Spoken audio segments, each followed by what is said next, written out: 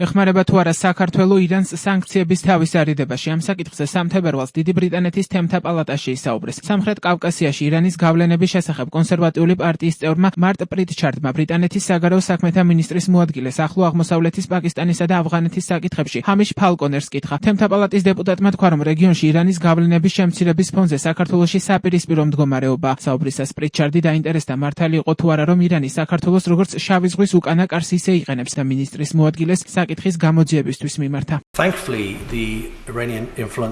საბედნიეროდ ირანის გავლენები სამხრეთ კავკასიაში მცირდება, თუმცა ერთი ქვეყანა, სადაც როგორც ჩანს აღმავლობა, ეს არის საქართველო. იზიარებს მინისტრი ჩემს შეშფოთებას იმ ბრალდებებთან დაკავშირებით, რომ იქ 13,000-ზე მეტი ირანული კომპანიაა რეგისტრირებული, რომელთაგან დაახლოებით 700 ერთი პატარა სოფლის ერთ პატარა შენობაშია დარეგისტრირებული. არსებობს სანქციების დარღვევისა და მათთვის თავის არიდების პოტენციალი. ეს ფული ირანის რეჟიმს კვებავს. ის მთელ მსოფლიოში მავნე საქმიანობას აფინანსებს. ამიტომ ხომ არ მიმართავდით საგარეო საქმეთა მინისტრს იმის გამოსაძიებლად, მართალია თუ არა, რომ ირანი აფინანსებს რეჟიმს და იყენებს საქართველოს როგორც შავი ზღვის უკანა კარს.